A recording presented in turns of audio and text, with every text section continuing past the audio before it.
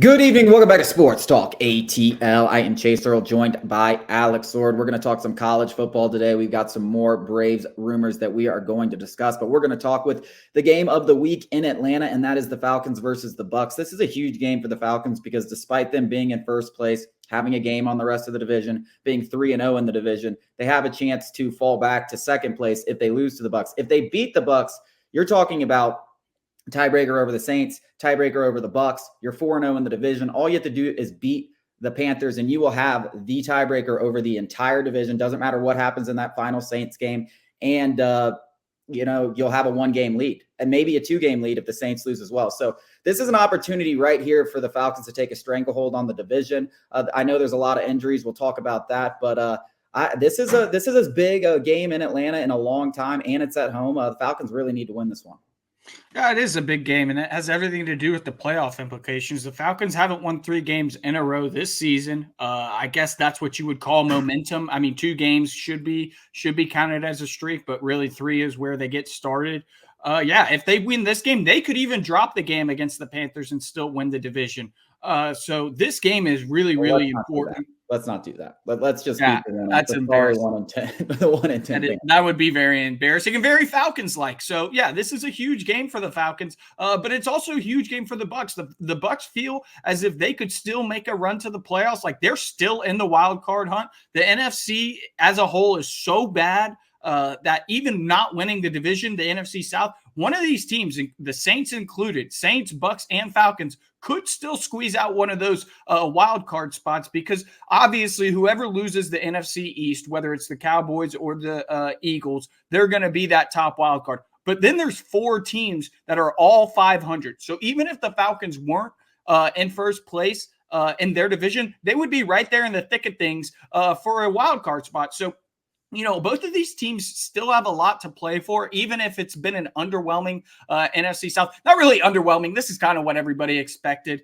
But the Bucs have been reeling, losers of 6 of their last 8.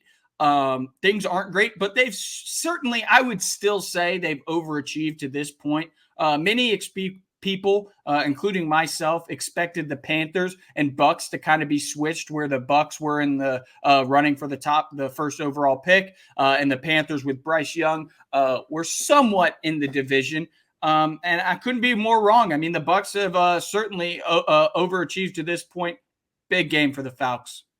Yeah, and we say this every week, but listen, like the same it was with the Jets, and the Jets are a bad team, particularly offensively, but there isn't a game on the schedule, as bad as the schedule has been, and it has really been one of the easiest schedules. It looked that way before the season, but a lot of times you don't know what's going to happen in the NFL with injuries and teams overachieving, and maybe a rookie quarterback like Bryce Young turns to be C.J. Stroud. Well, it turns out the Texans were that team, not the Panthers. So you really don't know what's going to happen, but the Falcons can't overlook anybody on their schedule. I think I heard a stat yesterday that technically they're the luckiest team in the NFL. I didn't hear the end of the stat, so why they were the luckiest team in the NFL. But yes, they have been lucky at times. I would say they've also been unlucky at times, but they can't overlook anybody. They have a ton of injuries they're dealing with. To key contributors, A.J. Terrell, we don't know if he's going to play. He's in concussion protocol. Hopefully he's cleared. That would be huge. I think Jeff Okudah is also dealing with an injury. We saw Clark Phillips step up last week, but it'll be a much different task this week against a Bucs offense that can throw the ball, good wide receivers, and Baker Mayfield, he's definitely overachieved. There's no doubt about that. So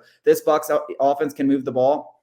We know that. I think what I'm most interested in seeing, though, is Desmond Ritter's kind of had 2 wins against the Saints and the Jets, but they haven't been necessarily great performances by him. When you think about one of his better performances of the year, at least passing the ball, he did have a couple of turnovers, fumbling the ball in that game. I think 3 of them, 2 inside the red zone. But passing the ball, this Bucs defense is very vulnerable. They have a good front 7, but they're very vulnerable against the pass. This is an opportunity for Desmond Ridder to have a good game, and I'm hoping that they attack this secondary the way they've been attacked time and time again.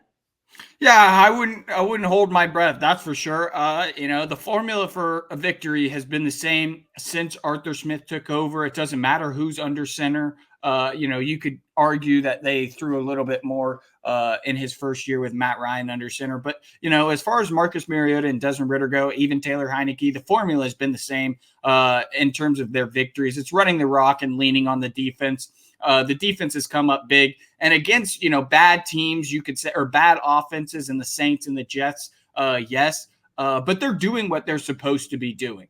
The Saints still put up over 400 yards of offense, but that bend don't break mentality, you really saw that with Jesse Bates' 2 turnovers in the red zone. And I don't expect it to be any different this week. Hopefully we can force Baker Mayfield into some uncomfortable situations. He is very turnover prone, especially when you get some pressure in his face. And on the flip side of things, the Falcons are going to have to control the game at the line of scrimmage, which is much easier said than done. But we just saw them do something similar last week against a Jets defensive front that is very formidable. And the Bucs is right there in the same realm. So that's what I'm looking forward to. This is no secret to what the Falcons do to win football games. It's controlling the line of scrimmage with the run game, and hopefully they can force a couple of turnovers on the back end, maybe a couple of sacks. That would be nice. Arnold Ebiketie has really come along. I actually saw a stat. I want to praise Arnold Ebiketie for a little bit. He had 4 sacks in his first 24 games, and now he has 4 sacks in his last 5 games. So he's coming and turning the corner, albeit against a bad Saints offensive line and bad Jets offensive line. But progress is progress. It doesn't matter who you're against. They say you got to beat the guy across from you. So, hopefully we get some more defensive successes.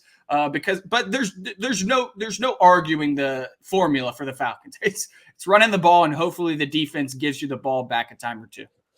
Yeah, I think the point is, what if that doesn't happen? What if Baker then we'll lose the game. It's that simple. But this is where the Desmond Ridder thing comes in, and this is where I'm saying Desmond Ridder has an opportunity against this secondary. It is literally might be the worst secondary in all of football. It is that bad. The Bucs have a terrible secondary.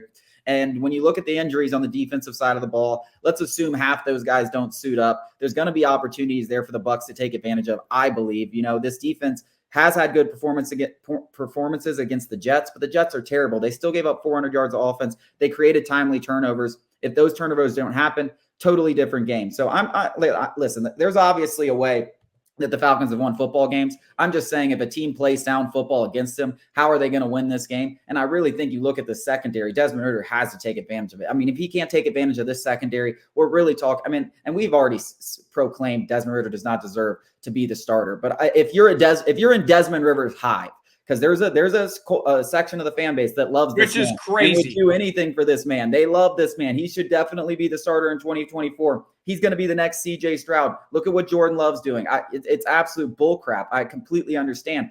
But I'm just saying, if you're in that hive, this is your day. This is your day, because you're not going to have a better opportunity this entire season than to take advantage of this Bucs offense. And we might need it with all the injuries to both sides of the ball. Yeah, and to that point, it's at home, so crowd noise is not going to be a factor. Weather's not going to be a factor. Desmond Ridder's got everything going in his way. You better hope this guy does something, because like you said, if he can't do it when everything is stacked in his favor, we're talking injuries, we're talking just personnel matchups, we're at home, we're on turf, which we love, it benefits us. If you can't do anything now, then it's never going to happen. I'm not going to, just write him off, because I don't think so. But I think it's going to be the same of what we've seen. It's going to be some good, some bad, and hopefully we come out on top with a couple of defensive takeaways. Yeah, I'm just hoping. I'm hoping for the best version of Desmond Ridder. He has been very good at home. There's no doubt about that. He's been at least a winner at home. We can say that. And that's what we're going to get to coming up after the break. We're going to give our official predictions for this huge matchup that could decide the NFC South.